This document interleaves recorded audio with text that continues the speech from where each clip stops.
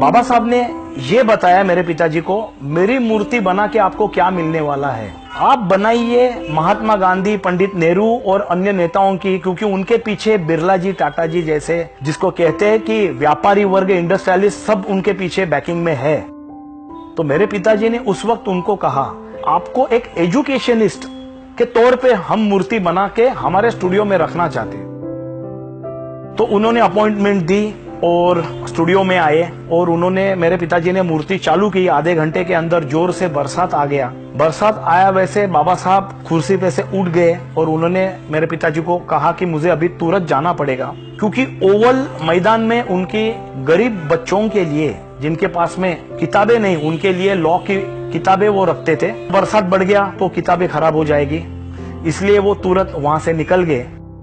मेरे पिताजी ने फोटो के आधार पर एक मूर्ति बनाई, लेकिन जैसे शिल्पकला की सबसे बड़ी जो इच्छा रहती है कलाकार की, सामने बिठा के मूर्ति बनाए। जैसे मेरे दादाजी ने महात्मा गांधी, लोकमान्य तिलक, लाला लाजपत राय, गुरुदेव टैगोर, उनकी मूर्तियां बनाई थी, वैसी मूर्ति बाबा साहब की बनाना चाहते थे मेरे पिताजी।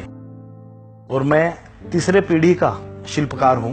मैं राष्ट्रीय नेताओं के और प्रतिष्ठित व्यक्तियों की मूर्तियां बनाता हूं, लेकिन सबसे ज्यादा डॉक्टर बाबा साहब आंबेडकर की मूर्तियां मैं बना चुका हूं।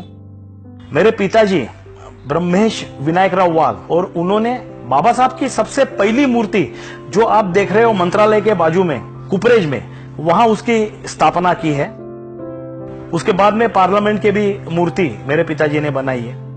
बाबा साहब का जहां जहां जाना हुआ शिक्षा के लिए, जैसे London school of economics, Columbia university, वहां भी उस जवानी की मैंने मूर्ति बनाई है, वहां स्थापित कर दी है। चौदार टैंक के लिए भी 1927 में उन्होंने जो पीने के पानी के लिए सत्याग्रह किया, उस वक्त की मूर्ति भी मैं उनके, जिसे कहते हैं जवानी की इंप्रेशन के लिए बनाई हूं। उनके आशीर्वाद से आज तक हम, अंतरराष्ट्रीय कीर्ति मुझे मिली है, अलग अलग अवार्ड्स भी मिले हैं। अभी 1959 से जो कार्य चालू था, आज 2017 तक 1000 स्मारक शिल्प हमारे स्टूडियो से बन चुके हैं। ऐसी जगह मूर्तियां लग चुकी है जहां रोड भी नहीं हो, पालखी में डाल के भी आदमी लेके गए।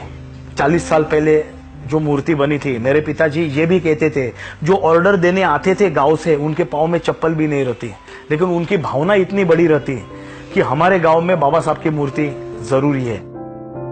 ये स्टैचू बनाने को, लाइफ साइज का स्टैचू बनाने को साल तक का वक्त लगता है। बड़े स्टैचू बनाने को 1.5 साल का लगता है, और घोड़े के ऊपर वाले बनाने को 2 साल का भी वक्त लगता है। कहा जाता है आर्ट में कि सबसे कठिन कला जो है वो गायन 1 नंबर की है, क्योंकि उसमें सुरीला गला नहीं हो तो गा ही नहीं सकता आर्टिस्ट। और दूसरी कला है वो शिल्प कला है, क्योंकि इसमें एक ही कलर में मूर्ति की जाती है, उसमें अलग अलग कलर नहीं है। मार्बल की एक कलर में रहती है, पंचधातु की एक कलर में रहती है, तो एक कलर में पूरा इंप्रेशन व्यक्ति का लाना सिर्फ डायमेंशन से, ये कठिन काम है। ऐसे ये कला का इतिहास है।